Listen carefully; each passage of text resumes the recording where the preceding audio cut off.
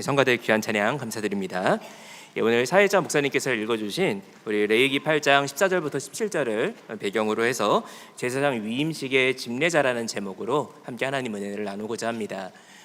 제가 오늘 좀 PPT를 준비를 했는데요. 보통 수요예배 때는 잘 준비를 안 하지만 좀 내용이 있다 보니까 이렇게 화면에 좀 많은 정보를 띄워드리고자 좀 화면을 준비하게 됐습니다. 특별히 이제 이 제사장의 이 위임식과 취임식이 우리가 구절 시리즈 12권 상권을 읽다 보면은 그 내용에서 굉장히 중요한 그런 영적인 진리들을 전달해주는 핵심적인 내용인 것을 볼 수가 있습니다. 그 중에 이 위임식이 진행되었던 과정이나 또 취임식에 얽혀 있는 하나님의 구속 경륜, 이것은 어떤 주석서를 봐도 나와 있지 않은 원로 목사님께서 유구한 역사 속에 세계 최초로 밝히시는 귀중한 내용이라고 할 수가 있겠습니다.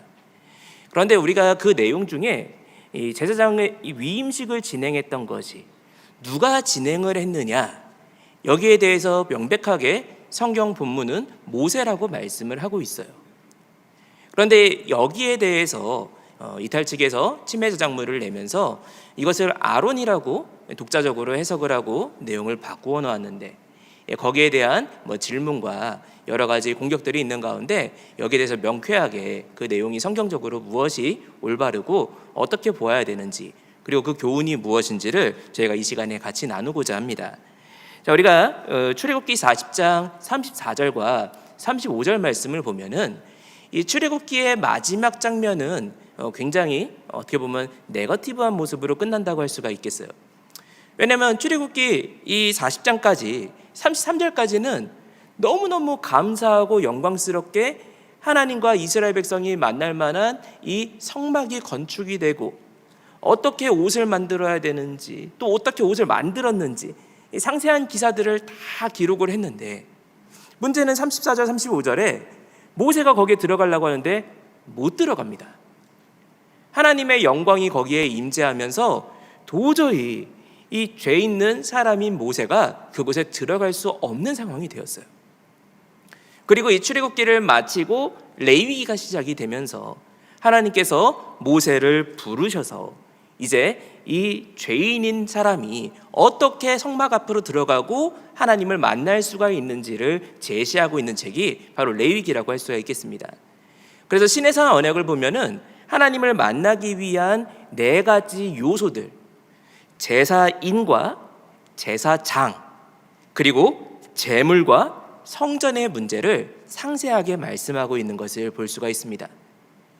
오늘날 우리도 사람이 죄가 있으면 하나님을 만나기가 힘든 것이 아니라 아예 만나는 것이 불가능합니다.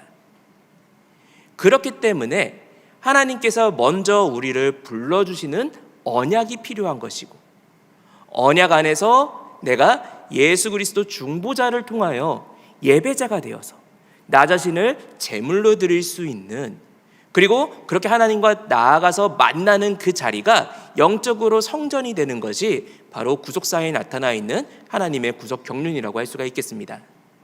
그래서 이러한 요소 가운데 이 제사장을 세우는 제사장 위임식, 그 위임식을 누가 집례하고 진행했느냐는 그냥 단순히 예배사회 오늘 누가 봤대, 오늘 설교 누구였대, 담당자가 누구였느냐의 이야기가 아니라 하나님께서 명령하시고 그대로 이루어졌느냐 아니냐에 대한 굉장히 중요한 의미를 가지고 있다고 평가할 수가 있겠습니다. 그래서 우리가 그런 관점으로 오늘 우리가 12권에 나와 있는 이 위임식에 대한 내용들을 조금 더 깊게 살펴보도록 하겠습니다.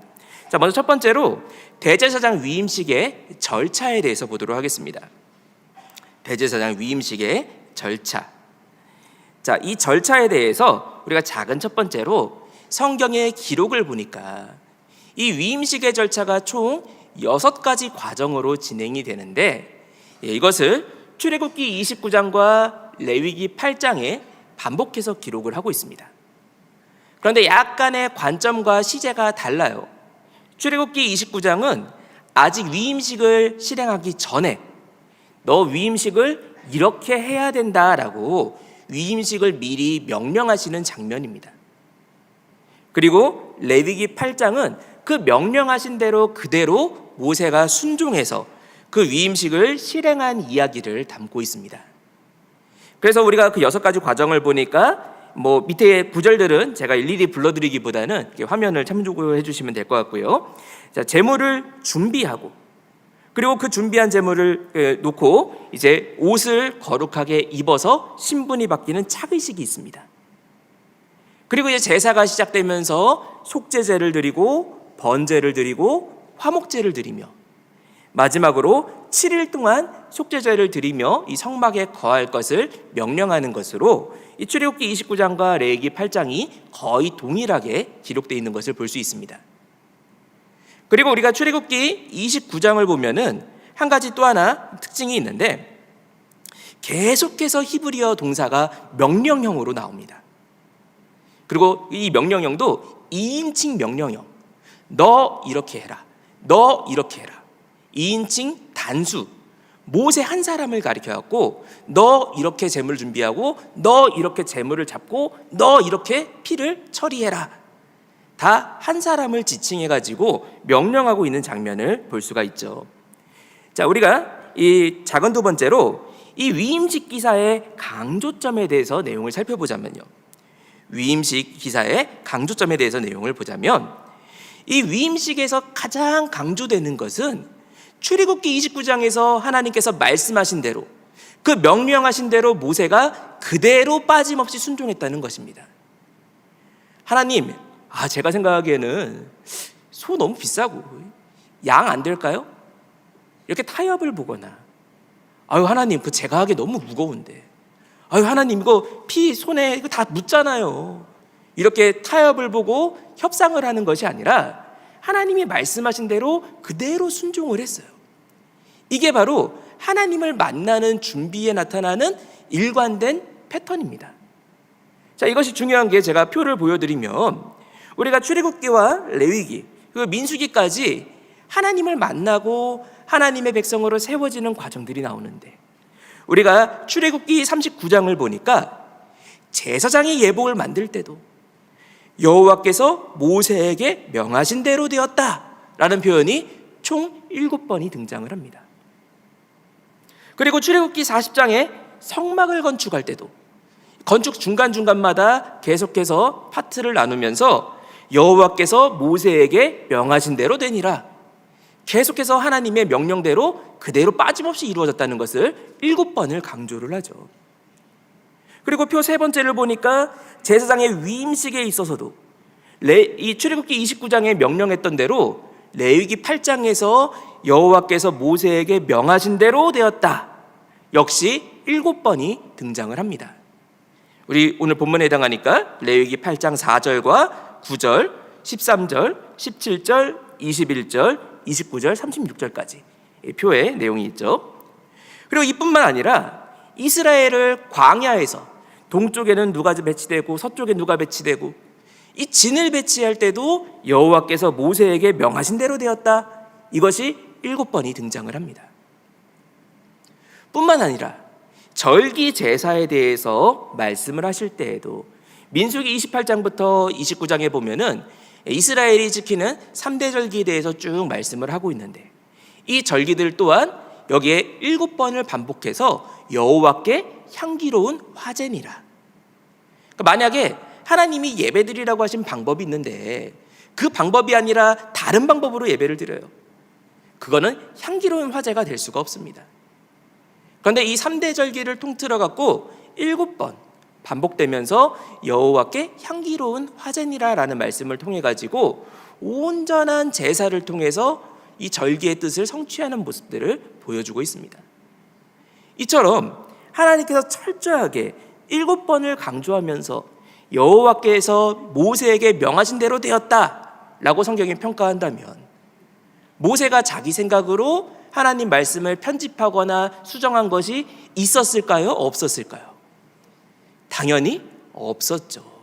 있었다면은 7번 이렇게 기록될 수가 없었을 것입니다. 그래서 이처럼 위임식 기사에서 7번이나 철저하게 하나님의 말씀대로 되었다, 이것은 단순히 여러 번 이야기해서 강조하는 것이 아니라 하나님께서 천지를 창조하실 때도 여호와께서 보시기에 좋았더라, 하나님이 말씀하신 대로 그대로 되었다, 역시 7번을 반복을 하고 있습니다. 그리고 예수님께서 십자가에서 7말씀을 하신 것 또한 원로 목사님께서 매 고난주간 때마다 눈물을 흘리시면서 말씀하시죠. 이 7말씀들이 절대로 하나라도 예수님이 너무 아프시니까 생각지도 않은 말을 툭 내뱉으신 것이 하나도 없다는 거예요. 다 만세전부터 하나님의 계획하신 작정을 이루시기 위하여 작정하신 말씀들을 7말씀을 선포하신 거죠. 그래서 이 7말씀은 억조창생 모든 인류를 구원하고도 남음이 있는 완전한 말씀이라고 우리들에게 매년마다 그것을 가르치시고 강조하셨던 것을 저희가 잘 기억을 하고 있습니다. 요한복음 17장 4절 말씀처럼 예수님 또한 이 땅에 오셨을 때 아버지께서 내게 하라고 주신 일을 하나도 빠짐없이 다 또 예수님이 이 땅에 와가지고 아유 아버지 이거는 이런 식으로 하는 게 더 효과적일 것 같습니다. 편집하고 다른 방법으로 성취한 것이 아니라 하나님이 주신 말씀 그대로 100% 동일하게 그것을 성취함으로써 하나님께서 영화를 받으셨다라는 것을 예수님께서 직접 말씀하심으로써 선포를 하셨죠. 자, 오늘날 우리도 하나님의 말씀에는 아버지 제가 말씀 7가지 중에 6가지에는 동의하는데 하나는 잘 모르겠지만 제 맘대로 하겠지만 그래도 하나가 더 6가지가 더 많으니까 다 지킨 걸로 합시다. 이런 편법이나 편집이 있을 수가 없습니다. 우리 평강제일교회는 우리가 하나님의 사람을 통해 가지고 배운 말씀들, 어떻게 신앙생활을 해야 되고 어떻게 경제생활을 해야 되며 어떻게 정직해야 되는지 그리고 무엇이 신앙생활인지 저희들에게 가르치신 말씀 작은 것 하나까지도 변하지 않고 그대로 지킴으로써 아버지를 영화롭게 해드릴 수 있는 우리 평강의 성도가 다 되시기를 간절히 바라겠습니다. 자, 그렇다면은 이 7번의 말씀은 어떤 의미를 가지고 있느냐? 이 7번 반복해서 말씀하시는 것은 야 진짜 하나도 안 빠지고 그대로 됐어 이런 강조의 의미도 있겠지만 더 크게 말해서 이 위임식과 예복을 만드는 거, 성막을 만드는 거, 이스라엘이 진배치되는 거, 절기를 지키고 예배를 드리는 모든 것, 이 모든 것 다 창조의 모습을 본따 가지고 우리가 성전을 짓는 것도 예배를 드리는 것도 매일매일 내 안에 창조 사역이 일어나고 십자가로 말미암은 옛 죽을 나를 이 죽은 육신을 완전히 죽여버리고 새 것으로 다시 살리게 하는 창조의 역사가 있다는 것을 이 숫자를 통해서도 암시를 하고 있는 겁니다. 우리가 오늘 드리고 있는 이 수요 예배 역시 작은 재창조의 역사인 줄로 믿습니다. 우리가 예배 드리기 전 나의 마음이 예배를 드림을 통해 가지고 또 하나님의 말씀을 통해 가지고 새로워지고 거듭나는 가운데 마침내 온전케 되는 날에 이르기는 우리 모든 평강성도가 되시기를 주님의 이름으로 축원하겠습니다. 자, 그럼 우리 큰 두 번째로 대제사장 위임식의 집례자에 대해서 보도록 하겠습니다. 오늘 제목이기도 하죠. 이 대제사장의 위임식의 이 집례자가 그럼 누구냐? 자, 아까 제가 표를 잠깐 보여드렸었는데 우리가 출애굽기 29장과 레위기 8장을 보면은 이제 한 가지 좀 차이가 나는 부분이 있어요. 우리가 이 출애굽기 29장에서는 모든 명령들이 너 모세는 이렇게 해라, 너 모세 이렇게 해라, 전부 다 너 이렇게 해라, 이렇게 해라, 이렇게 해라 2인칭 명령형으로 다 기록이 되어 있어요. 2인칭 단수 명령형으로 다 기록이 되어 있는데 레위기 8장에서는 이것을 기록을 하면서 이 우리 한글 성경에서 번역을 할 때 모세가 잡고 이 출애굽기 29장에서는 네가 잡아라 라고 말씀을 했기 때문에 한글 성경을 번역하면서 모세가 잡고 이렇게 출애굽기 29장을 그대로 반영해서 번역을 했어요. 근데 히브리어로 보면은 바이시아트라고 되어 있는데 이게 그가 잡았다 3인칭 단수형으로 되어 있습니다. 그러니까 한국어는 대명사를 잘 안 쓰잖아요. 우리 뭐 개, 제 이런 대명사는 쓰더라도 그가 이렇게 했다, 그녀가 저렇게 했다 이런 표현들은 우리는 많이 안 쓰잖아요. 저희 이름이 여러 번 반복이 되잖아요. 철수가 슈퍼에 가고 철수가 고등어를 사고 철수가 집에 와서 요리를 했다. 저는 이렇게 반복을 하지만 이게 유대인들이나 또 이런 그 대명사가 있는 언어 문화권에서는 굉장히 이상한 문장이에요. 이 철수가 반복이 되면은 철수가 뭐가 있구나, 뭐 이런 의미지. 처음에 철수가 시장을 갔다. 그럼 그가 고등어를 샀다면은 누가 산 거예요? 갑자기 민수가 나오는 게 아니라 당연히 철수가 산 거죠. 그래서 일반적으로는 이 그가 이렇게 3인칭으로 나오면은 당연히 그 전에 나오던 그 사람이구나, 이렇게 이해를 합니다. 그런데 우리가 이 레위기 8장 15절과 19절과 23절 각각 이 속죄제와 번제와 화목제의 첫 절들을 보면은 전부 모세가 잡고라고 이제 번역을 했는데, 그 앞에 아론과 아들들의 동작이 끼어 있어요. 그러다 보니 그 앞에 14절에 또 아론과 아들들이 안수를 하는 장면이 나와 있고, 18절에도 나와 있고, 또 22절에도 나와 있고. 그러니까 여기 말하는 그 3인칭인 그가 모세냐 아니면 다른 사람이냐, 요게 이제 이슈가 될 수가 있습니다. 그러면은 이걸 구속 시리즈를 편집하고 내용을 정리할 때 어떻게 편집을 해야 될까요? 저자분이 기록하신 대로 그 내용을 정리를 해야 됩니다. 그럼 저자분은 그럼 어떻게, 우리 원로 목사님께서 뭐라고 쓰셨느냐? 그러니까 먼저 작은 첫 번째로 저자의 견해 및 학술적인 견해. 그러니까 원로 목사님의 견해와 또 다른 학술적인 견해들은 뭐냐? 제가 내용을 잠시 소개를 드리면은, 자, 옆에 왼쪽에 있는 표는 원로 목사님께서 원래 2012년에 미리 저작권을 등록해 두셨던 가제본에 있는 원고입니다. 그러니까 이때는 책이 정식으로 발간되지 않았고, 이 책의 제목도 은혜의 언약의 표징 제사와 성막이었어요. 그러다 이 성막 부분이 국원으로 독립되어서 2013년에 발간이 되게 되죠. 근데 여기 보니까 제가 빨간색으로 밑줄 그어놨는데, 다음에는 모세가 숫송아지를 잡고, 그래서 이 위임식을 하면서 이 제물을 잡은 것이 누구냐? 모세가 잡았다라고 분명히 명시적으로 기록을 하셨어요. 그리고 그 뒤에 옆에 있는 오른쪽에 있는 표는 저희 제12권 상권에 있는 내용을 이게 써놨는데, 이 모세가 숫송아지를 잡고 여기에 대해서 내용을 조금 더 보충해가지고 왜 이것을 모세라고 해석을 하는지를 해설해서 출애굽기 29장 11절에서 너 모세는 이 제물을 잡아라 라고 명령을 했기 때문에 여기에 3인칭 그라고 되어 있지만 이것은 모세를 가리킵니다 라는 해설을 추가해가지고 내용을 편집을 하였습니다.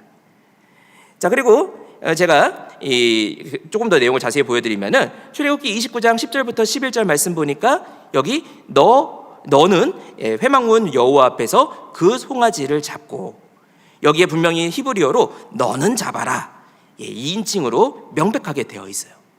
그래서 대부분의 성경, 거의 대부분의 성경이 이것을 번역을 할 때 우리 개역한글 성경이나 공동번역이나 표준세 번역이나 바른 성경이나 영어 성경 제일 많이 보는 NIV, NASB 전부 다 모세가 잡았다라고 명시적으로 그것을 번역을 하였습니다. 이것이 뭐 특이한 번역이거나 뭐 독창적인 어떤 그런 것이 아니라는 거죠. 그런데 두 번째로 저자의 견해와 상이한 견해가 있어요. 이 저자의 견해와 다른 견해, 이 다른 견해를 보니까 이 저자의 견해에서 이게 밖으로 이탈을 한 거죠. 내용을 보니까 침해 저작물이 발간됐을 때 제가 이렇게 내용을 봤는데 326페이지에 이렇게 기술을 했습니다. 분명히 옆에 왼쪽에 있는 원로 목사님의 가제본에는 다음에는 모세가 숫송아지를 잡고라고 했는데, 침해 저작물에서는 그러나 히브리어 원문을 보면은 모세는 제물을 잡지 않았으며 피를 취하기만 한 것으로 기록되어 있습니다. 왜냐하면 잡고는 바이시아트로 앞문장과 바로 연결되고 주어가 3인칭 단수므로 아론이 숫송아지를 잡고 아들들이 도왔을 것입니다. 그래서 왜 이 원로 목사님 내용을 완전히 거꾸로 이걸 해석을 했을까? 그래서 제가 뭐 이럴 만한 글이 있을까 좀 찾아봤어요. 뭐 이런 학자가 있나 하고 찾아봤어요. 학자는 없고 이 좀 많이들 이렇게 보는 주석 중에 옥스포드 성경 주석이라는 주석이 있어요. 이 주석이 이제 신학적인 주석이라기보다는 신학 연구를 하기에는 좀 어려운 상황에 있는 목회자를 위한 목회 주석이에요. 그러니까 뭐 쉽게 말하면은 그냥 깊이 연구하는 게 아니라 빨리 내용들을 그냥 다 보는, 훑어볼 수 있는 그냥 간단한 연구용 주석이에요. 그러니까 어떤 깊이 있거나 권위 있는 주석이라고는 할 수가 없습니다. 그런데 이 옥스포드 성경 주석에 보니까 동일한 내용이 나옵니다. 제가 이렇게 표로 두 개를 대조를 해봤는데 이렇게 글자가 너무 많으니까 이렇게 보기가 좀 그렇잖아요. 그래서 제가 하이라이트 쳐드리면은 여기 내용이 참 똑같아요. 그래서 따라서 한글 개역 성경은 모세가 제물을 잡기도 하고 피를 뿌리기도 한 것처럼 번역하고 있으나 이것은 잘못된 번역이다. 침해저작 문장도 굉장히 비슷합니다. 이게 뭐 보고 쓴 건지 아닌지는 제가 따로 얘기하지는 않겠습니다. 그것은 뭐 저희가 함부로 평가를 할 수는 없겠지만 내용과 논리 전개는 동일합니다. 한글 개역 성경을 보면은 모세가 제물을 잡고 피를 취한 것으로 번역되어 있습니다. 그러나 그렇지 않습니다. 똑같은 내용이 똑같은 문장이 나오고요. 그리고 그 뒤에 두 번째 똑같은 내용을 보니까 옥스포드 성경 주석에 따라서 와우 계속법은 앞절에 계속 이어지는 행동이라고 보아야 하며, 여기 와우 계속법이라는 표현은 빼놨지만 앞문장과 바로 연결되고, 그리고 그 뒤에 보니까 맨 마지막에 물론 이 시아트는 셔하트의 미완료 남성 3인칭 단수다. 여기도 똑같이 바이 시아트는 주어가 3인칭 단수므로 똑같은 논리 구조를 가지고 있는 걸 볼 수가 있습니다. 그리고 또 한 번 이 관련된 그런 강의나 또 이탈적 주장들을 이렇게 살펴보다 보니까 이 굉장히 사람들이 많이 보는 권위 있는 주석인 WBC 주석이라는 주석이 있어요. 이 주석은 복음주의권에 있는 학자들이 굉장히 그 히브리어 연구부터 여러 사본이나 그러니까 신학적으로 굉장히 깊이 있는 훌륭한 주석인 거는 맞습니다. 그래서 이 WBC 주석을 뭐 저도 갖고 있으니까 그 내용을 살펴보면요, 요 15절 말씀을 보면은 이탈 측에서는 이 내용을 가지고 야 WBC 주석에서도 아론이 잡았다라고 주장한다 이렇게 이야기를 하는데 딱 한 줄 나옵니다. 아론이 아들들의 도움을 받아 그 수수를 도살한다 라는 표현이 나오기는 나와요. 그래서 저도 이 하틀리라는 학자가 이 레위기에 굉장히 권위 있는 분인 걸 맞아요. 그래서 이 사람은 이렇게 주장하나 보다 라고 생각을 했습니다. 그리고 다른 아까 속죄제 말고도 번제도 있었고 화목제도 있으니까 제가 뒤를 내용을 살펴봤는데, 화목제에 대해서는 또 뭐라고 하느냐, 모세는 그 순양을 도살하여, 아까는 15절에서는 아론이 도살한다라고 써놨고, 그리고 23절 24절에서는 모세가 도살한다라고 써놨어요. 이거는 이 하틀리라는 학자가 이랬다가 저랬다가 왜 그래 이게 아니라, 이 분야는 이 주석이 양이 어마어마해요. 글자가 진짜 뭐 요 개미만해요. 근데 그 개미만한 걸로 두께가 막 이 성경보다 막 한 이만큼 막 거의 막 몇백 페이지가 되는 뭐 한 600페이지 이렇게 되는 것도 되게 두꺼운 주석인데, 이런 주석을 가지고서 여기서 이 이야기는 이 사람의 연구 분야가 아니라는 거예요. 그냥 이야기가 진행되는 걸 기술을 하면서 히라고 돼 있으니까 3인칭으로 돼 있으니까 그냥 이 모세가 잡았다, 아론이 잡았다 이렇게 넘어간 거예요. 그러니까 전혀 주장하거나 연구한 것이 아닌 그냥 배경 설명하고 있는, 예를 들어서 어느 책에 안녕하세요라고 나와 있는 걸 인용해서 이 사람도 안녕하세요라고 주장한다. 안녕하세요는 그냥 쓰는 인사말이거나 이야기의 흐름을 위해서 넣어놓은 건데, 그 흐름을 위해 넣어놓은 문장을 가지고 이 학자의 주장이다라고 말하는 것은 완전히 잘못된 내용이에요.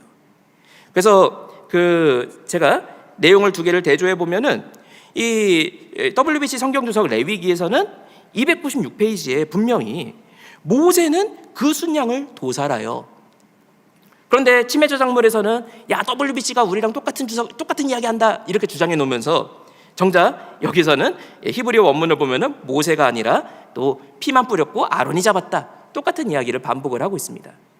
그러니 같은 이야기를 하고 있는 주석이 있다, 새빨간 거짓말입니다. 이 강호동 씨가 그런 말을 했죠. 세상에서 제일 무서운 사람이 누구냐? 제가 화면에 조금 이렇게 간단하게 준비를 해봤는데, 세상에 제일 무서운 사람이 누구냐? 책을 딱 한 권만 읽은 사람이래요. 근데 제가 오늘 설교를 준비하면서 그거보다 더 무서운 사람이 누군지를 알았습니다. 책을 딱 한 페이지만 읽은 사람. 뒷페이지에 바로 다른 말이 나오는데 그것을 보지 않고 한 페이지만 가지고 이 사람도 이렇게 주장한다. 이거는 완전히 엉터리예요. 그래서 우리가 이런 말에 속지 않고 바른 판단을 해서 저자가 주장하신 대로, 저희가 구절 시리즈를 읽고 전하는 것은 저자가 전하신 대로 전하는 거지, 저자와 상관없이 내 생각을 거기에 집어넣거나 내가 공동저자라면서 내용을 바꾸어갖고 전하는 것은 완전히 잘못된 것이라는 것을 저희가 경계하고 분별할 수 있는 평강의 성도가 되어야 될 줄로 믿습니다. 자, 우리가 작은 세 번째로 히브리어 및 성경적인 해석. 제가 신학용어를 조그만하게 써놨는데 설명은 많이 안 할 겁니다. 다마구문론이라는 표현이 있는데 이게 무슨 말이냐? 그러니까 히브리어에서는 주어가, 그러니까 우리식으로는 예를 들어서 톰이 나왔어요. 톰이라는 사람이 뭐를 했다. 그리고 그 다음에 그가 이렇게 했다, 그가 저렇게 했다, 그가 오락실을 갔다, 그가 놀러 나갔다. 그리고 샘이라는 사람이 나타났다. 그리고 영어에서는 그가 밥을 먹으러 갔다 하면은 샘이라는 사람이 밥을 먹으러 간 이야기가 돼요. 근데 히브리어에서는 이 샘은 조연이에요. 엑스트라예요. 그리고 이 이야기는 처음부터 끝까지 다 톰의 이야기예요. 그러면은 그라는 표현이 나와도 누구로 해석하느냐?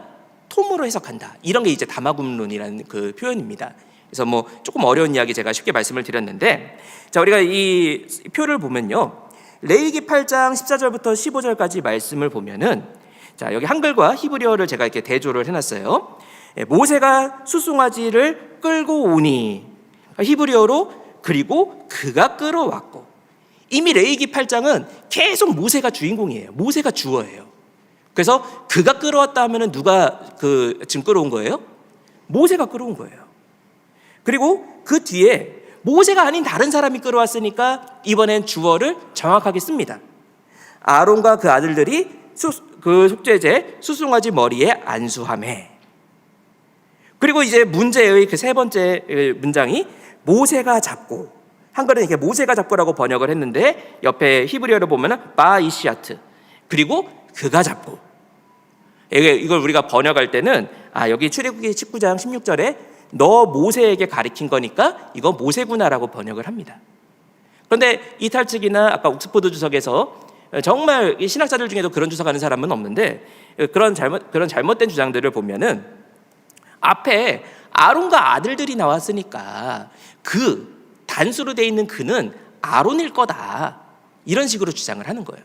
근데 그 근거가 뭐냐? 바로 그 뒤에 그 피를 취하여라고 되어 있는데, 그 피를 취하여, 여기에 이 히브리어로 보면은 모세가 취하고, 모세란 단어가 분명히 히브리어에 나와요. 그래서 바 이카흐 모셰 해가지고 이 모세가 피를 취했다. 그러니까 이거 앞에 그는 아론이고 이제 주어가 모세로 바뀌었으니까 그 뒤에 모세가 나오는 거 아니냐, 이런 식으로 주장을 합니다. 근데 이거는 히브리어에서 모세가 왜 여기에 나오는지 그 의미를 이해하지 못하는 거예요. 자, 왜 이렇게 나오느냐? 자, 앞에 이 섹션을 구분해 놨는데, 자, 14절에 있는 모세가 잡고까지의 행동들은 이 우리가 레위기에 나와 있는 규례를 볼 때 누가 하는 거냐? 제사인이 하는 동작입니다. 제사장이 하는 동작이 아니라 제사인이 하는 동작이에요. 그리고 그 밑에 피를 취하고 피를 바르고 피를 쏟고 단을 속하고 전부 제사장이 하는 동작이에요. 그래서 여기에 모세가 취했다라고 이렇게 주어가 다시 한번 여기 표현이 된 거는 이제 제사장의 역할을 설명을 하면서 거기에 모세를 다시 쓴 것이지, 절대 앞에 있는 그 모세가 잡고 이 바이시아트 요 단어가 이 아론이 잡았다는 것을 표현하는 것이 아니라는 거예요. 그래서 우리가 제가 조금 설명이 어려울 수는 있는데 요 내용을 조금 더 이렇게 바탕을 설명을 드리면은, 자, 우리가 이 작은 두 번째로 위임식에 참여하고 있는 모세와 아론과 그 아들들의 신분을 우리가 보면은 더 명백하게 알 수가 있어요. 자, 모세는 이 당시에 어떤 신분으로 참석을 하고 있느냐? 특별한 제사장의 신분으로 이 자리에 참석을 하고 있습니다. 이 모세는 제사 규례가 시작되기 전에, 아직 제사 규례가 시작이 안 됐어요. 그러니까 이탈측이나 아니면은 이 앞에 있는 문장 레위기 8장 15절을 이거 아론이 잡았다라고 해석하는 사람들은 다 왜 그렇게 주장하느냐? 이거 레위기 1장부터 5장에 나와 있는 7장까지 나와 있는 5대 제사 규례를 보면은 이거 제사 드리는 사람이 잡는 거 아니냐? 근데 아직 그 규례 시작 안 됐습니다. 레위기 1장에서부터 이미 제사장의 존재가 전제가 되어 있습니다. 근데 제사장이 아직 존재하지 않아요. 세워지지 않았어요. 그러니 아직 레위기 1장부터 7장 이야기를 적용할 수가 없어요. 지금 제사장이 없는 상황입니다. 근데 그런 상황에서 하나님이 특별하게 세우신 제사장이 바로 모세입니다.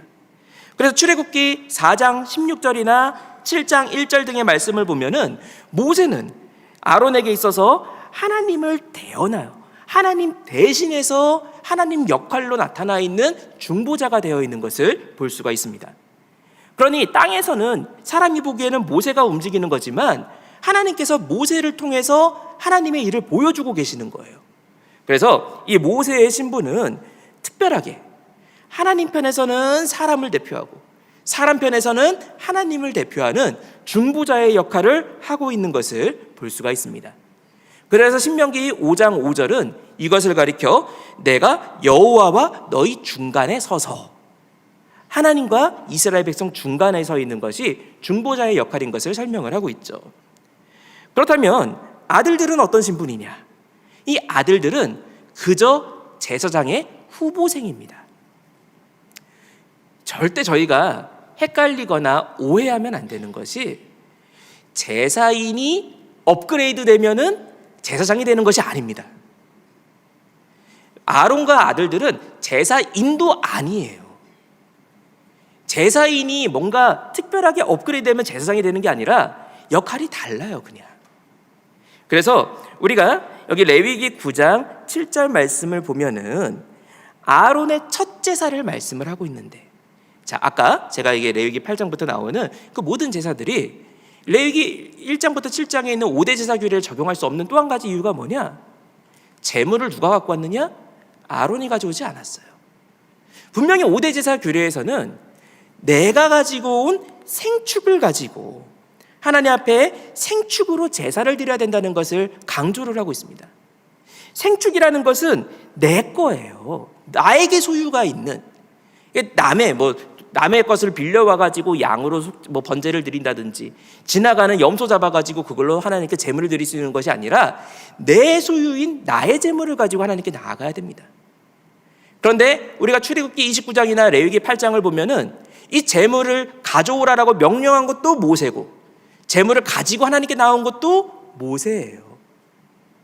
이 모세 개인의 것인지 이스라엘을 대표하는 것인지에 대해서는 안 나와 있지만 적어도 아론이 가지고 나온 제물은 아닙니다. 그러니 아론이 안수는 할 수 있을지언정 내 소유도 아닌데 남의 제물을 죽일 수 없다는 겁니다. 여기에 정확하게 성경적인 원리가 적용되는 것을 볼 수가 있습니다. 그래서 이 아론이 처음으로 자신을 위해 준비한 제물은 성경을 볼 때 명백하게 레위기 9장 7절에 등장을 합니다. 그래서 여기서는 송아지를 가리켜가지고 일반적으로 제물을 가리키는 송아지를 쓰는 단어가 아니라 에겔이란 단어를 쓰고 있는데, 이 에겔이란 단어가 언제 쓰였느냐? 아론이 금송아지를 만들어갖고 이스라엘을 범죄하게 만들었던 사건 때 그때 사용된 단어가 이 에겔이에요. 그러니 아론의 첫 속죄제부터 아론의 가장 큰 범죄를 하나님이 폭로하고 회개하게 만드셨던 거죠. 위임식의 속죄제는 아론을 위한 속죄제가 분명히 아니었기 때문에 그것을 아론이 잡는 것은 말도 안 되고 불가능한 일이었다는 것입니다. 자, 우리가 여기서 얻을 수 있는 교훈은 무엇이냐? 중보자가 세워지기 전에는, 제사장이 세워지기 전에는 제사인도 있을 수가 없다는 거예요. 레위기 1장부터 7장에 나와 있는 5대 제사 규례가 성립이 되기 위해서는 제사인만 존재하는 것이 아니라 제사장도 존재를 해야 됩니다. 아직 아무도 제사인이라고 말할 수 없는 그때에 모세가 특별한 제사장으로 사역을 했고, 그리고 그 뒤에 비로소 아론이 제사장으로 위임받고 세워진 다음부터, 그래서 올로 목사님도 이때부터 처음으로 번제단에서 제사가 드려졌다라고 구속 시리즈 9권에서 평가하신 것을 내용을 살펴볼 수가 있습니다. 그래서 우리가 작은 세 번째로 이처럼 모세가 전부 집례했던, 모세가 전적으로 집례했던 것이 어떠한 영적인 의미를 가지느냐? 아론은 안수한 것 빼고는 한 것이 하나도 없어요. 아론과 아들들은 그저 안수만 했을 뿐 옷도 입히움을 받고 피도 발라짐을 받고 재물을 잡고 재물을 태우고 모든 역할들은 다 모세에 의해서 수행이 됩니다. 여기에는 어떠한 영적인 의미가 있느냐? 타락한 인간은 전적으로 무능력하다는 것입니다. 내 구원을 위해서 나를 죽이는 회개를 스스로 할 수 없는 것이 범죄한 사람이라는 거예요. 죄를 아무리 지었고 예수를 믿지 않아도 양심이 쌓였고 회개하고 돌아올 수 있다? 아니라는 겁니다. 예수 그리스도의 십자가 중보사역이 없이는 누구도 나는 죄인입니다라고 고백할 수 없고 하나님의 은혜가 아니고서는 누구도 회개할 수 없다는 것이 성경의 일관된 가르침입니다. 그래서 우리가 밑에 여러 가지 구절들이 있지만 로마서 3장 10절부터 12절까지 말씀 볼 때 기록한 바 의인은 없나니 하나도 없다. 한 사람도 하나님의 기준대로 정말 죄를 짓지 않는 스스로 의로운 자는 한 사람도 없다라고 성경이 단언을 하고 있습니다. 그런데 우리를 향해서 어떻게 의인이라고 하시느냐? 하나님의 참아주심으로, 하나님의 기다려주심으로, 그리고 우리를 하나님께서 미리 선택해 주심으로 우리를 의인이라고 불러주시고, 하나님이 불러주셨기 때문에 제가 쉽게 예를 들면은 저희가 기독사관학교 시험 보잖아요. 원로 목사님이 예를 들어서 문제를 내셨어요. 너무 어려워요. 딱 시험 문제를 봤는데 야, 그래도 한 사람은 100점 받았겠지. 딱 우리 성도들 거기 딱 받아갖고 점수를 딱 채점해 보니까 전부 빵점이에요. 하나라도 맞춘 사람이 없어요. 그러면 저희 전부 다 낙방하고 떨어지느냐? 원로 목사님께서 보시고서 야, 아우 답답하다. 내가 딱 10점만 더 해줘야겠다. 그래서 빵점에다가 앞에 10을 써주세요. 그러면은 성적표 보면 시험지에는 전부 다 찍찍찍찍 그어져 있지만 성적표를 검색해 보면은 뭐라고 떠요? 100점이라고 떠요. 10점이 아니죠. 0에다가 숫자 10을 앞에다가 써줬으니까 100점이 돼요. 그러면은 마음에 찔려요, 안 찔려요? 찔려요. 야, 다음에 기말고사 또 볼 거야. 그러시면은 그때는 아유, 또 빵점 맞으면은 알아서 10점 더 해주시겠지. 그거는 양심에 털난 거죠. 내가 이번엔 진짜 부끄럽지 않게 진짜로 100점을 맞아야겠다. 근데 막 열심히 한다고 했는데 50점이 나왔어요. 50 이렇게 딱 쓰시고 뒤에다가 에라이 너 X야. 근데 2번 X야. X 2. 50 곱하기 2가 돼가지고 100점이 됐어요. 아유, 이거 2번이나 하는 게 얼마나 부끄러워요. 3번째는 진짜로 열심히 공부해서 근데 내가 공부한다고 해서 그 어려운 문제 맞출 수가 없거든요. 근데 이번에는 원로 목사님 지나가면서 힌트를 주세요.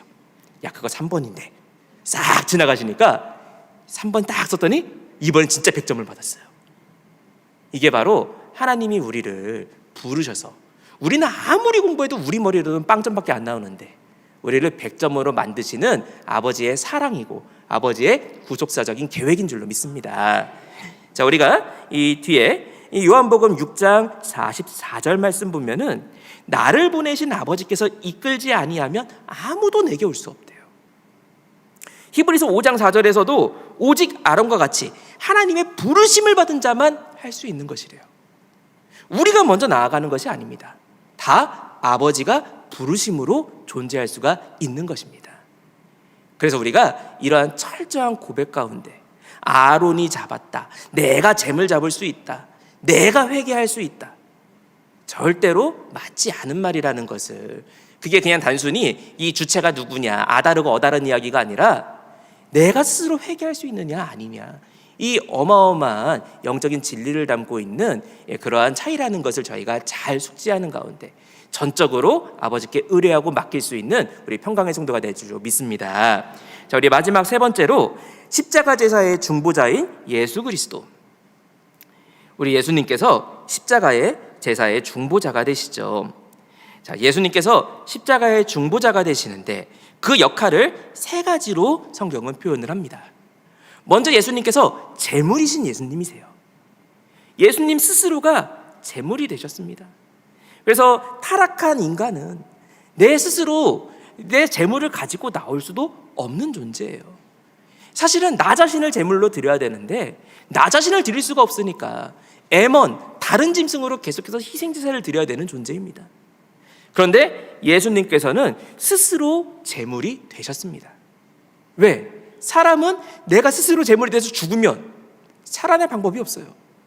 그러나 예수님께서는 생명 자체이신 분이기에 예수님이 제물이 되신다 해도 사셔서 그 제물의 공효를 우리에게 영원토록 성취할 수 있는 분이라는 거죠. 그래서 요한복음 1장 29절에서 예수님을 가리켜 하나님의 어린 양이다. 또 히브리서 9장 14절이나 10장 10절에서 예수님께서 자신을 제물로 단번에 드리셨다라고 분명하게 말씀을 하고 있습니다. 또한 예수님은 어떤 분이시냐? 작은 두 번째로 제사장이신 예수님. 예수님은 제물이시기만 한 것이 아니라 제사장이시기도 하세요. 제물이 곧 제사장이 되시는 분이에요. 그래서 이 히브리서 5장 6절부터 10절까지 말씀 볼 때 우리가 구속사 시리즈 제12권 상권을 통해 가지고 처음으로 깨닫게 된 것이 이 겟세마네에서 예수님이 기도하시는 순간이 영적으로 볼 때 바로 내 모든 것을 포기하고 하나님께 심한 통곡과 간구와 눈물로 자신을 온전히 드림으로써 제사장으로 위임하시는 순간이라고 평가하셨던 그 놀라운 구속 경륜을 저희가 유구한 역사 속에 세계 최초로 배우게 되었습니다. 바로 이처럼 예수님께서 멜기세덱의 반차를 쫓는, 그리고 자신을 들여서 단번에 성소에 들어가셔서 휘장문을 열어주신 영원한 제사장이 되신다는 것을 히브리서 7장 26절부터 27절이나 9장 11절부터 12절에서도 일관되게 말씀하고 있는 것을 볼 수 있습니다. 마지막 세 번째로 예수님은 동시에 제사인이시기도 합니다. 제사인은 제물을 드리는 사람이죠. 제물은 제사인에 의해서 드려집니다.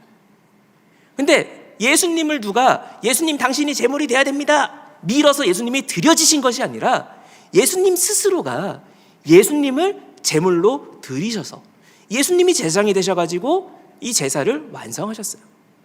그래서 우리가 빌립보서 2장 8절이나 5장 2절 말씀 볼 때 특별히 5장 2절에서 예수님은 우리를 위하여 자신을 버리셨다, 능동태로 기록이 돼서 자기 자신을 하나님께 드리셨다라는 것을 강조를 하고 있습니다.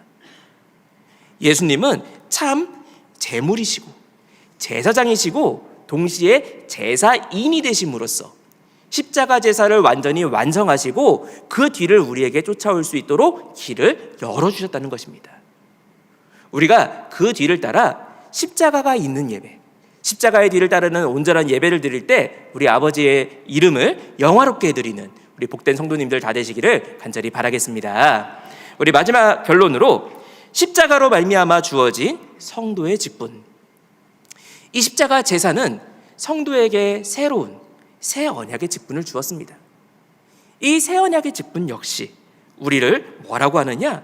제물이자 제사장이자 제사인이라고 말씀을 하고 있습니다. 우리가 제물이죠. 로마서 12장 1절에 우리 한 사람 한 사람 각자를 하나님께 거룩한 산제사로 드리라. 우리가 각자 제물이 돼갖고 내가 하나님 앞에 죽었다 하고 나와가지고 예배를 드릴 때 끝나고 야식으로 뭐 먹어야지, 끝나고 차 밀리는데 이런 거 생각하면서 가는 것이 아니라 온전히 나를 완전히 죽여가지고 하나님 앞에 이 죽은 자로 나아가는 제물인 것을 말씀을 하고 있죠. 그리고 우리가 제사장이라고 말씀을 하고 있어요. 베드로전서 2장 9절 말씀 볼 때 우리의 신분을 왕 같은 제사장이다, 명백하게 우리를 제사장이라고 부르시고 있고, 요한계시록 1장 6절에서도 우리 한 사람 한 사람을 가리켜 하나님의 나라와 제사장이라고 우리를 부르고 있습니다. 또한 우리가 한 사람 한 사람이 제사인이죠. 히브리서 13장 5절부터 6절까지 말씀 볼 때 하나님께 찬미의 제사를 드리는 주역이자, 고린도후서 8장 5절 말씀 볼 때 하나님께서 이 예수님께서 자신을 하나님께 드린 그 길을 쫓아 우리도 산예배를 드리는 예배의 주인공들이라고 말씀을 하고 있습니다. 우리가 구속사 시리즈 제12권 상권에서 우리에게 실천적으로 명령하고 있는 것은 두 가지입니다. 예배와 성경, 우리 신앙의 뿌리이자 우리 신앙의 열매가 되어야 되고 우리 신앙의 결론이 되어야 되는 것을 설명을 하고 있습니다. 우리가 아무쪼록 하나님의 말씀을 살피고 그 말씀대로 온전한 예배를 드리는 가운데 거짓된 말에 속아서 내 스스로 회개하는 가짜 예배, 중보자가 없는 예배를 드리는 것이 아니라 온전히 예수 그리스도에게 모든 것을 맡기고 산 제물이자 산 제사장이자 산 제사인으로서 아버지 앞에 연락되는 온전한 예배자가 되는 우리 모든 평강의 성도님들 다 되시기를 주님의 이름으로 축원하겠습니다. 함께 기도하겠습니다. 사랑과 은혜가 충만하신 아버지 하나님 감사합니다. 오늘 하나님 은혜 가운데 구서 시리즈 제12권 상권을 통하여서 저희가 어떠한 제사를 드려야 하는지 아무런 능력이 없고 아무런 힘과 의지가 없는 우리를 사랑하셔서 아버지께서 친히 중보하여 주셔서 우리를 예배자로 세워주시는 그 모든 과정을 저희가 이 시간에 살펴보았습니다.